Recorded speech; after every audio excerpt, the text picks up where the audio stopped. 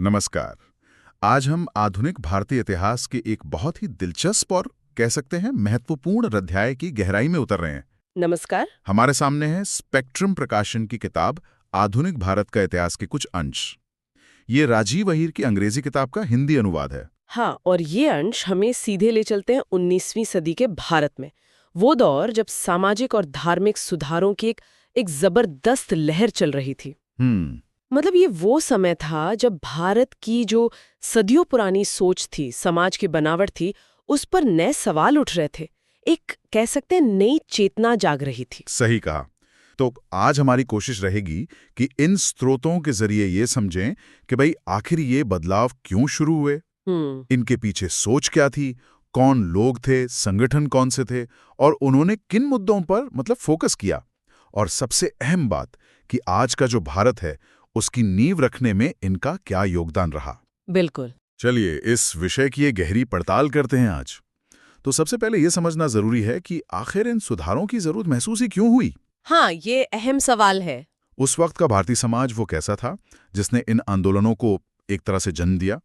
स्रोत बताते हैं कि महिलाओं की हालत काफी चिंताजनक थी। जी। बालिका वध, बहुत छोटी उम्र में शादी यानी बाल विवाह, एक से ज्यादा पत्नियां रखने की प्रथा और सती प्रथा। बाप रे, मतलब रोंगटे खड़े कर देने वाली रीतियां भी थी। हालत वाकई बहुत गंभीर थी। महिलाओं को बराबरी का दर्जा तो खैर छोड़ ही दीजिए, कई बुनियादी अधिकार भी उन्हें हासिल नहीं थे। और देखिए, राजा राम मोहन राय जैसे जो बड़े समाज सुधारक थे, उन्हें सती प्रथा के लिए ये कहना पड़ा कि ये शास्त्र की आड़ में हत्या है। सोचिए। तो ये अपने आप में बताता है कि समस्या कितनी गहरी बैठी हुई थी। हाँ। इसके अलावा समाज जो है वो जन्म के आधार पर जातियों में बुरी तरह बटा हुआ था। ये जो कठोर जाति व्यवस्था थी और उससे पैदा होने वाला भेदभाव, जिसे हम छुआछूत भी कहते हैं, वो समाज को अंदर से खोखला कर रहा था। और इसी उथल पुथल वाले माहौल में बाहर से भी कुछ नए विचार आ रहे थे। जी हाँ। स्रोत इशारा करते हैं कि यूरोप में जो एक बौद्धिक क्रांति हुई थी, तर्कवाद यानी हर बात को तर्क से देखना, विज्ञानवाद मतलब साइंटिफिक सोच, और मानवतावाद कि भाई इंसान सबसे ऊपर है, इन विचारों का असर भारत पर भी पड़ रहा था। क्या ये सही है? हाँ, ये बहुत महत्वपूर्ण बातें। देखिए, यूरोप में पुनर्जागरण हुआ, फिर ज्ञानोदय हुआ। उसके बाद जो विचारों का एक तूफान सा आया, उसने पूरी दुनिया को प्रभावित किया।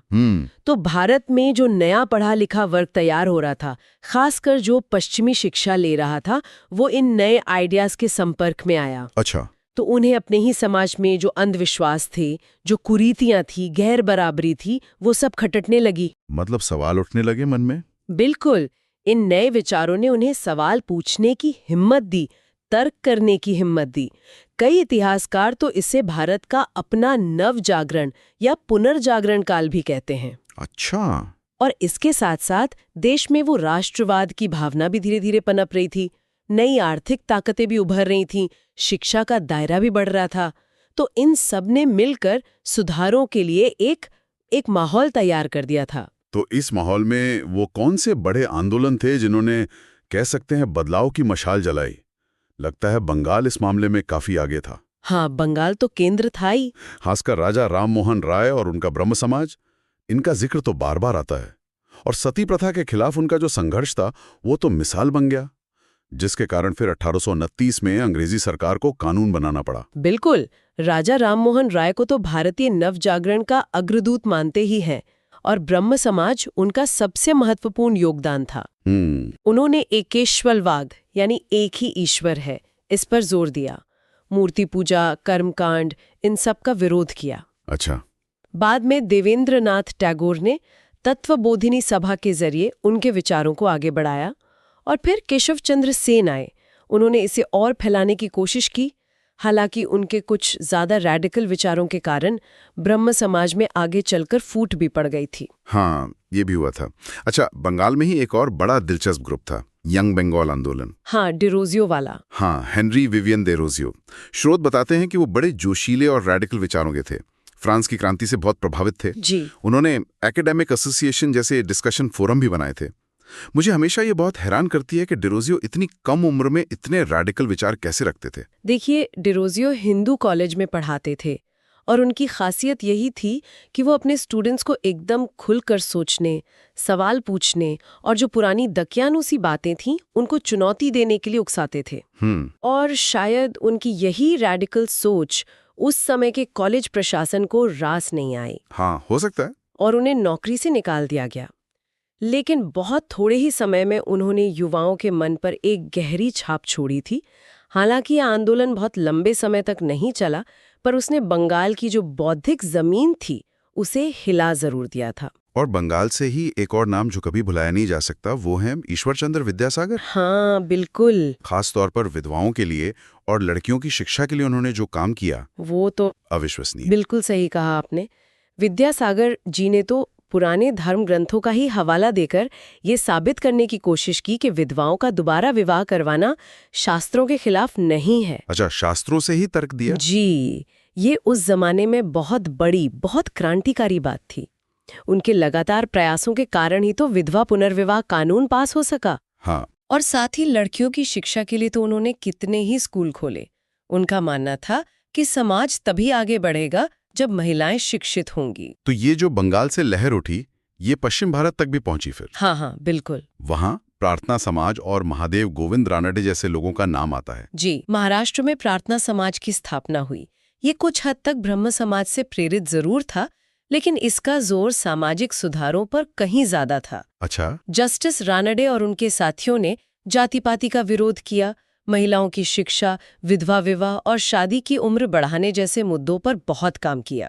और इन्हीं के साथ धोंडो केशव कर्वे और विष्णु शास्त्री पंडित जैसे सुधारकों ने विधवाओं के लिए आश्रम खोले, जिन्हें विडो होम एसोसिएशन कहा गया। उनके पुनर्विवाह में भी अहम भूमिका निभाई। ये सब मिलकर समाज की बुराइयों से लड़ रहे थे। और पश्चिम भारत में ये ज्योतिबा फुले और उनके सत्यशोधक समाज का काम तो शायद और भी ज्यादा रेडिकल था। हाँ, कह सकते हैं। खासकर दलितों और पिछड़े समझे जाने वाले वर्गों के हक की लड़ाई में ज्योतिबा फुले ने उस समय का जो ब्राह्मणवादी वर्चस्व था और जो जाति व्यवस्था थी उस पर सीधी चोट की। उन्होंने बिना किसी लाग लपेट के कहा कि भाई, जन्म के आधार पर किसी को ऊंचा या नीचा मानना सरासर अन्याय है। उन्होंने दलितों और लड़कियों के लिए स्कूल खोले, जो उस समय एक बहुत ही साहसिक कदम था। बिल्कुल। उनके सत्यशोधक समाज का मकसद ही यही था, सच की खोज करना और समाज में बराबरी लाना। अच्छा। इसी तरह गोपाल हरि देशमुख, जिन्हें लोग लोकहितवादी भी कहते थे, और गोपाल गणेश आगरकर जैसे कई और विचारक भी पश्चिम भारत में समाज को जगाने का काम कर रहे थे। हाँ, कई नाम हैं। जी। और गोपाल कृष्ण गोखले की सर्वेंट्स ऑफ इंडिया सोसाइटी ने तो समाज सेवा के लिए समर्पित लोगों को तैयार करने का ही बीड़ा उठा लिया था। तो बंगाल हो गया, पश्चिम भारत हो गया, लेकिन उत्तर भारत का माहौल कुछ अलग था, है ना? खासकर स्वामी दयानंद सरस्वती और आर्य समाज के आने से। हाँ बिल्कुल। उनका वो वेदों की ओर लौटो का नारा तो आज भी गूंजता है। हाँ, स्वामी दयानंद सरस्वती का प्रभाव बहुत गहरा और बहुत फैला हुआ था। उनका मानना था कि समय के साथ हिंदू धर्म में कई विकृतियां आ गई हैं, जैसे मूर्ति पूजा, अंधविश्वासी कर्मकांड, जन्म पर आधारित जाति व्यवस्था, बाल विवाह वगैरह। उन्होंने कहा कि इन सब का समाधान वेदों के मूल ज्ञान में है, इसलिए वेदों की ओर लौटो। उन्होंने हिंदू समाज में एक नया आत्मविश्वास जगाने की कोशिश की और धर्मांतरण रोकने के लिए शुद्धि आंदोलन भी चलाया। अच्छा, ये शुद्धि आंदोलन क्या था? इसका मतलब था कि जो लोग किन्हीं कारणों से दूसरे धर्मों में चले गए थे, उन्हें वापस हिंदू धर्म में लाना। समझ गया। और आर्य समाज ने शिक्षा, खासकर लड़कियों की शिक्षा के क्षेत्र में भी बहुत काम किया। जो डीएवी स्कूल और कॉलेज हैं, वो इसी की देन है। हाँ, ये तो बहुत मशहूर है। और फिर आते हैं स्वामी विवेकानंद और रामकृष्ण मिशन। उनका योगदान किस तरह का था? वो आर्य समाज से अलग थे? हाँ, उनका नजरिया थोड़ा अलग था। स्वामी विवेकानंद अपने गुरु रामकृष्ण परमहंस के विचारों को लेकर आगे बढ़े। उन्होंने वेदांत का जो गहरा दर्शन था, उसे आम लोगों के लिए आसान बनाया। अच्छा। उसे व्यवहारिक वेदांत का रूप दिया। मतलब आध्यात्मिकता सिर्फ पूजा पाठ या ध्यान तक ही सीमित नहीं है, बल्कि नर सेवा ही नारायण सेवा है। यानी इंसानों की सेवा ही भगवान की सेवा है। बिल्कुल। दुखी और जरूरतमंद इंसान की सेवा करना ही ईश्वर की सच्ची सेवा है। शिकागो में उनके भाषण ने तो पश्चिम में भारतीय दर्शन और संस्कृति की धूम मचा दी थी। हाँ, वो तो ऐतिहासिक है। और रामकृष्ण मिशन आज भी शिक्षा, स्वास्थ्य और आपदा राहत के कामों में इसी सेवा के सिद्धांत पर चल रहा है। ये तो बात हुई हिंदू समाज में सुधारों की। क्या मुस्लिम समाज में भी ऐसी ही कोशिशें हो रही थीं? सर सैयद अहमद खान और अलीगढ़ आंदोलन का जिक्र अक्सर आता है। हाँ बिल्कुल, सर सैयद अहमद खान एक दूरदर्शी व्यक्ति थे। उन्होंने महसूस किया कि अगर भारत के मुसलमानों को तरक्की करनी है तो उन्हें अंग्रेजी तालीम और जो नए मॉडर्न विचार हैं उन्हें अपनाना होगा। देखिए 1857 का जो विद्रोह हुआ था उसके बाद अंग्रेज मुसलमानों को थोड़ा शक की नजर से देखते थे। अच्छा। तो सर सैयद ने अंग्रेज सरकार के साथ सहयोग की नीति अपनाई ताकि मुसलमानों को सरकारी नौकरियों और शिक्षा में बेहतर मौके मिल सकें। और इसी मकसद से उन्होंने अलीगढ़ में मोहम्मडन एंग्लो ओरिएंटल कॉलेज खोला, जो आज अलीगढ़ मुस्लिम यूनिवर्सिटी के नाम से जाना जाता है। जी। और ये बात भी दिलचस्प है कि स्रोत बताते हैं कि शुरुआत में वो हिंदू मुस्लिम एकता के बड़े पक्षधर थे। हाँ, उनका वो कथन मशहूर है। हाँ, उनका वो मशहूर कथन है, हम दोनों हिंदू और मुसलमान भारत की हवा में सांस लेते हैं और गंगा यमुना का पवित्र जल पीते हैं।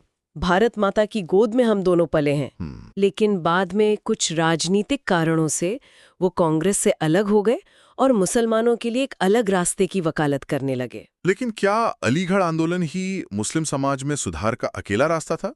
देवबंद स्कूल का भी जिक्र आता है। उनका नजरिया शायद कुछ अलग था। हाँ, ये बहुत जरूरी बात है। देवबंद स्कूल की सोच अलीगढ़ से काफी अलग थी। कैसे?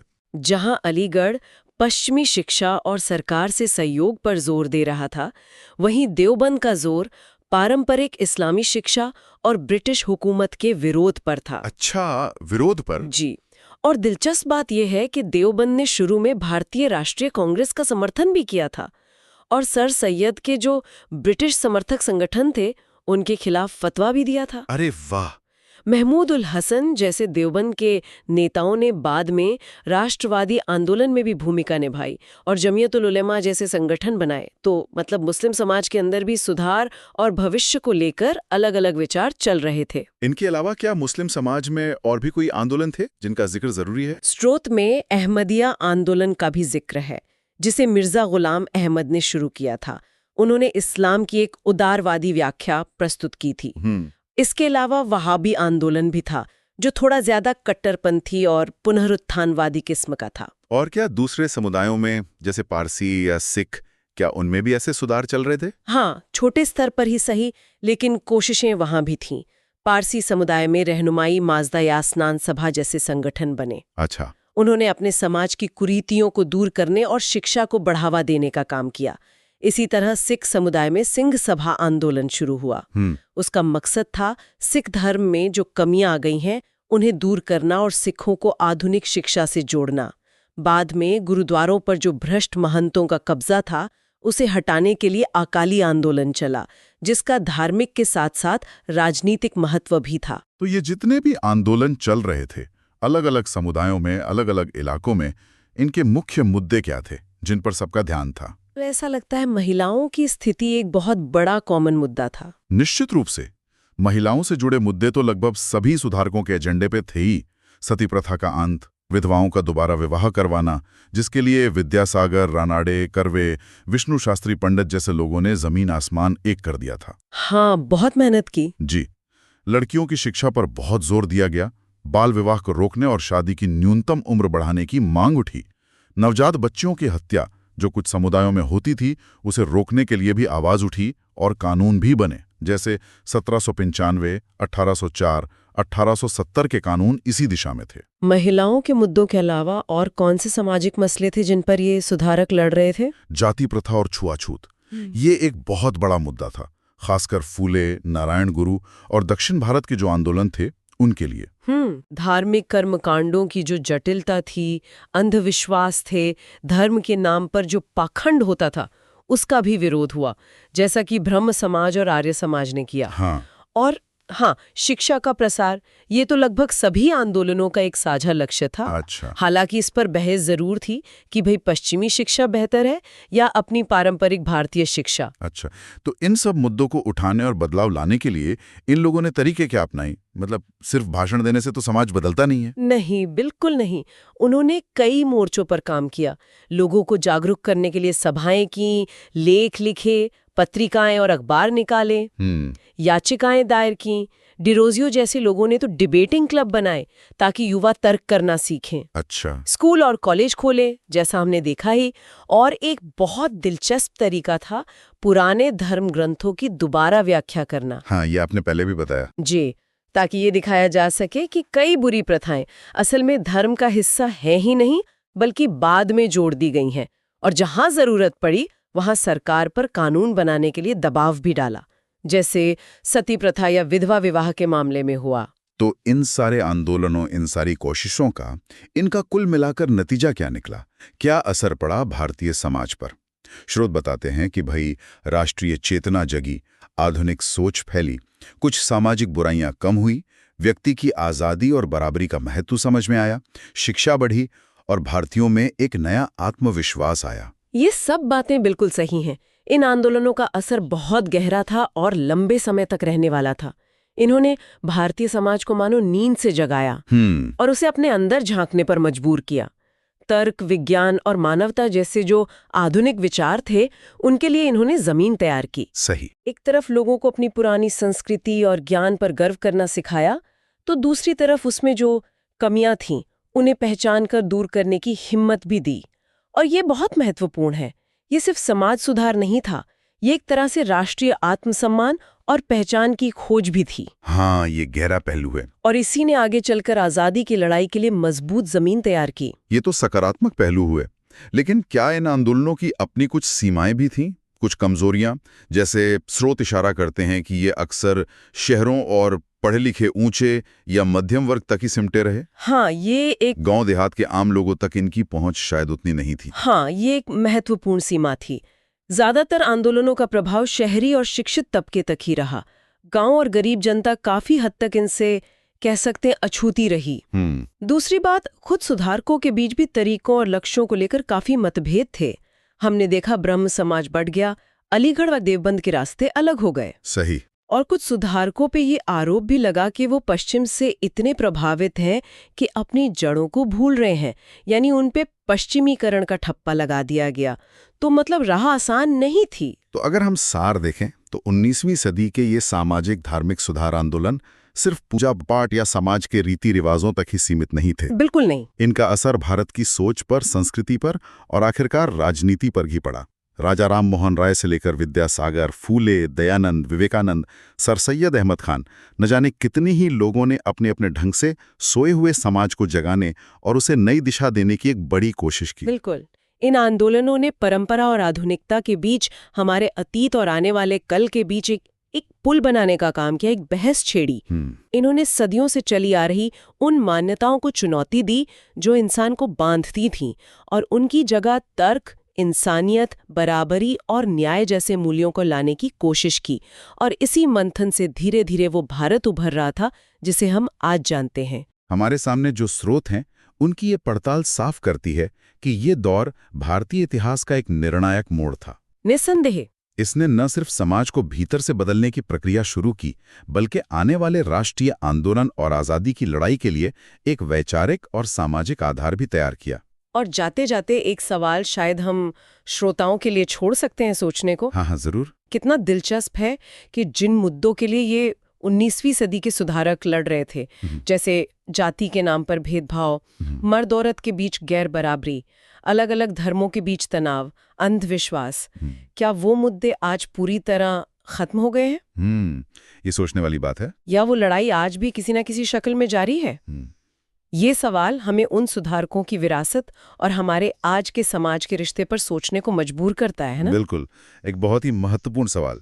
इस गहरी और जानकारी भरी चर्चा के लिए आपका बहुत बहुत धन्यवाद। धन्यवाद। उम्मीद है हमारे श्रोताओं को 19वीं सदी के भारत के इस उथल-पुथल भरे दौर को समझने में मदद मिली होगी और ये बातें उनके लिए उपयोगी और रोचक साबित होंगी।